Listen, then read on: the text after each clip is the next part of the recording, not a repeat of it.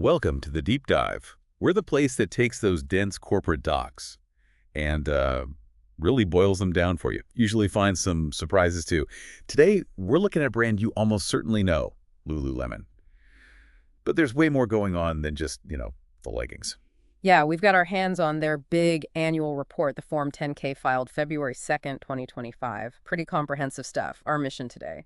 To really get under the hood, look at their strategy, their money situation, the hurdles they're facing, so you walk away really getting it.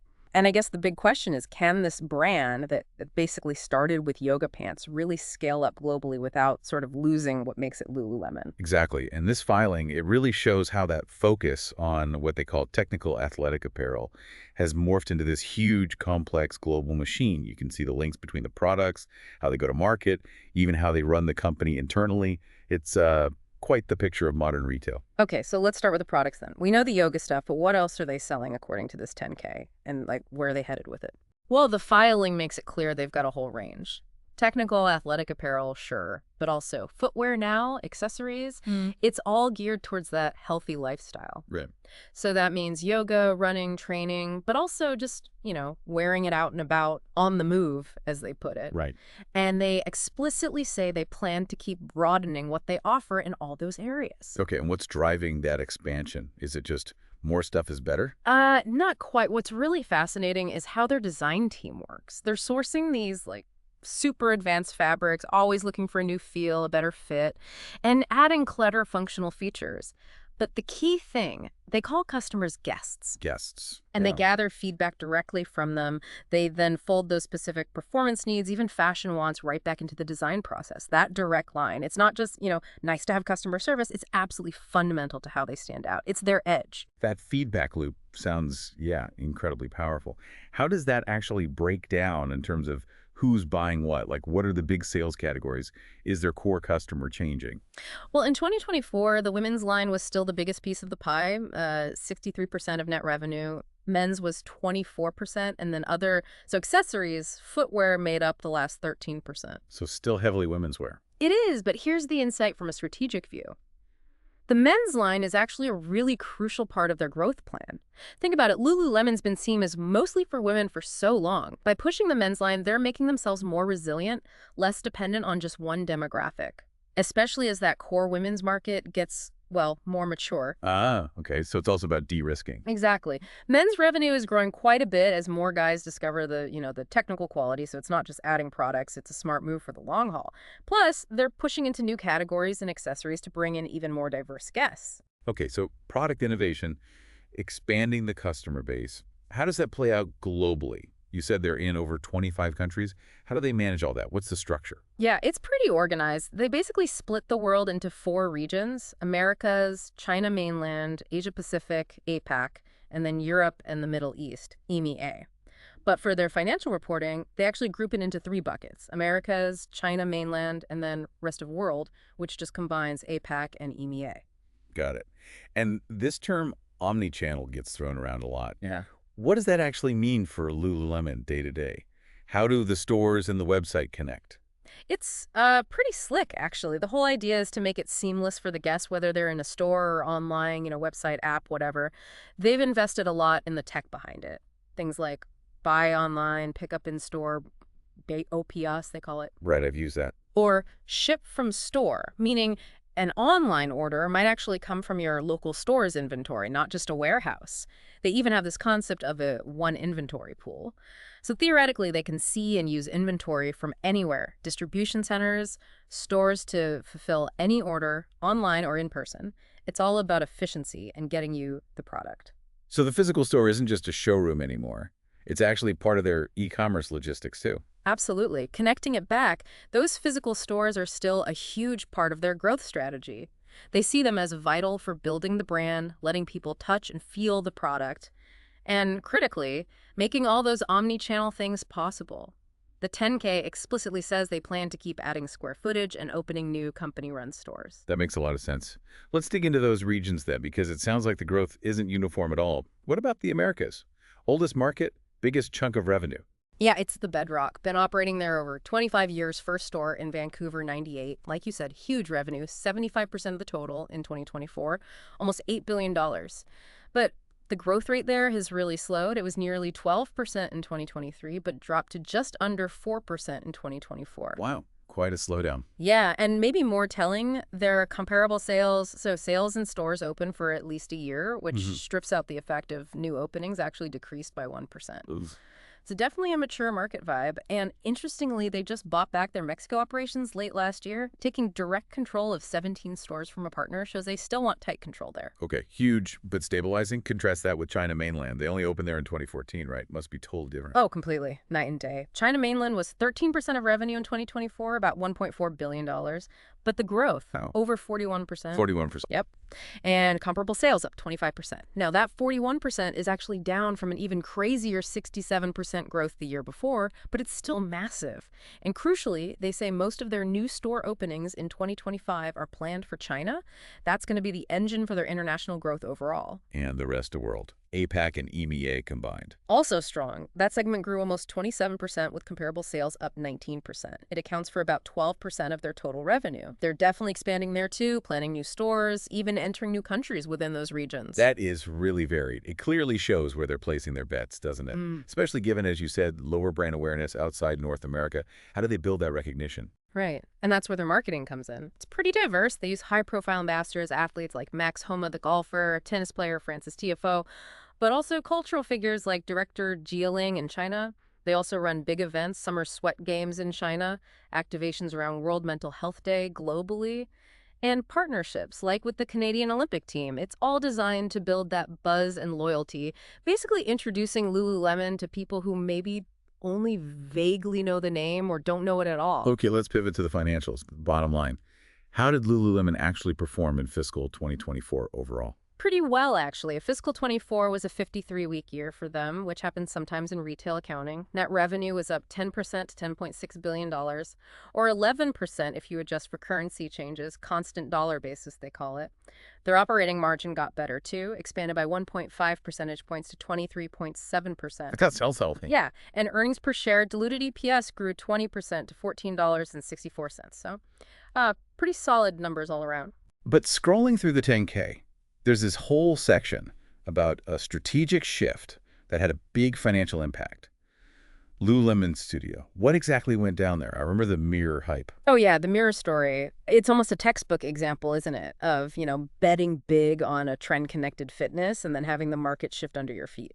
So they bought Mirror back in July 2020, rebranded it Lululemon Studio, but then fast forward to 2023, and they pulled the plug, stopped selling the hardware, stopped the digital-only subscription. Wow, okay. So what did that mean financially? Well, it meant taking a hit, a pretty big one. They had to recognize over $70 million in post-tax charges related to shutting it down in 2023. That included writing off inventory that wasn't going to sell, impairments on the value of the brand and tech they acquired, restructuring costs, basically acknowledging that the acquisition didn't work out as planned and cost them significantly. It really does underscore the risks of these big strategic buys and just how fast consumer tastes can change, especially in tech-driven fitness. Beyond those big headlines, what about the sort of everyday financial rhythms of a retailer this size? Anything stand out in the 10K? Well, seasonality is definitely a factor for them. Like a lot of retailers, their year is backloaded. The fourth quarter, which includes the holiday season in North America, brings in a disproportionate amount of revenue. And even more of their operating profit, something like 42% in Q4 of 2024. So a good holiday season is absolutely crucial for their annual results. Makes sense. What about inventory? Their inventory level at the start of 2025 was $1.4 billion. That was up 9% from the year before. Interestingly, they mentioned they expect inventory growth to actually outpace revenue growth in 2025. What does that usually signal? It can mean a few things. Sometimes it's building up stock for big new launches. Sometimes it might mean they're anticipating slightly slower sales and need to manage stock levels carefully. Worth watching. Okay, let's talk about risks. Every big company has them. What are some of the key challenges or vulnerabilities Lululemon flags in this filing? What keeps them up at night? Well, a really interesting one relates to their core advantage. The market for athletic gear is, hyper-competitive, right? For sure. And the 10K is surprisingly frank. Lululemon holds limited patents and exclusive IP rights on the actual core technology, the fabrics, the manufacturing processes that make their stuff special. Wait, Really? I always assumed their fabrics were heavily patented. Apparently not as much as you'd think on the core elements. This is a huge point. It means competitors can and do make very similar products. They can potentially mimic the technical aspects and maybe sell them cheaper. So Lululemon is under constant pressure to keep innovating, keep refreshing, just to stay ahead and justify that premium price. It's a vulnerability. That is surprising. What else? Supply chain must be a big one, too. Oh, definitely. They don't own their factories. They rely on a relatively small number of suppliers, mostly in Asia Pacific and China. Get this. Just 5 vendors made almost half their products in 2024. Wow, only 5 for half their stuff. That's concentrated. Very. So that exposes them to all sorts of risks. Geopolitical tensions, inflation spikes in those regions, shipping disruptions, trade rules like the Uyghur Forced Labor Prevention Act impacting goods from certain areas in China. Plus, the cost of their main raw material synthetics derived from petroleum, cotton. Those prices can swing wildly based on oil prices, weather, climate change impacts. It's complex. So intense competition, supply chain concentration. What about just the general economy? Yeah. And cyber risks. Everyone worries about getting hacked. Right. On the economy, their stuff is definitely discretionary. It's nice to have, not need to have for most people. So when the economy tightens up or inflation stays high, people might cut back on premium activewear first. That directly hits their demand. Makes sense. And cybersecurity, yeah, it's a major concern listed. They handle tons of customer data, personal information, payment details. That makes them a big target for hackers. Plus, they have to comply with this whole alphabet soup of privacy laws globally. GDPR in Europe, PIPEDA in Canada, CCPAC PR in California, China's PIPL.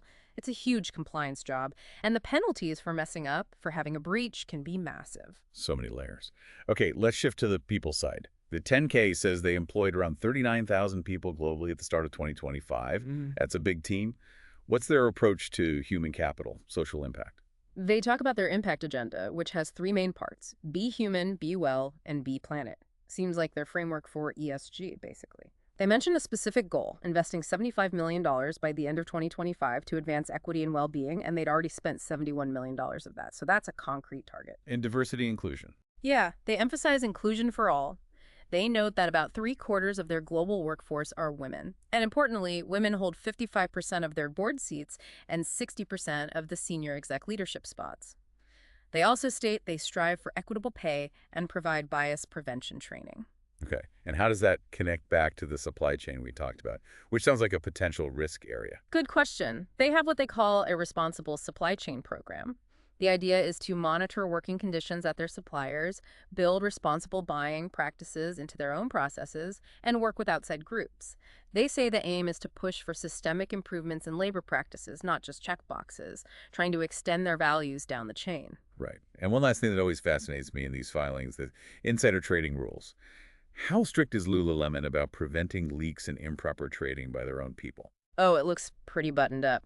They have a detailed policy covering employees, board members, officers. They clearly define what counts as inside information, stuff like upcoming financial results, forecasts, big projects, major hires or fires, plans for stock buybacks, basically anything non-public that could move the stock price. And the rules. Strict rules against tipping, sharing that info with anyone who shouldn't have it, even friends, family, or, hinting about it on social media. Can't do that.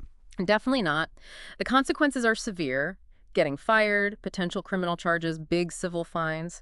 And for the top brass board members, officers, VPs, and above, they need explicit permission, pre-clearance, from the chief legal officer for any transaction involving Lululemon stock.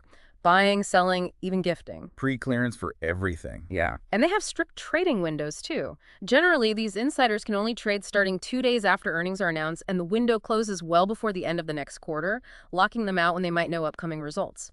It's designed to prevent even the appearance of impropriety. A very tight ship indeed.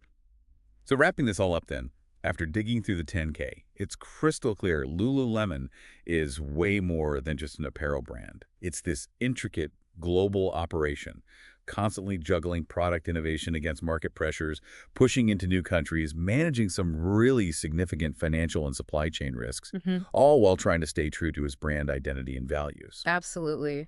What's really striking is how their future success hinges on navigating all these things at once. Can they keep their supply chain resilient when the world is so unpredictable?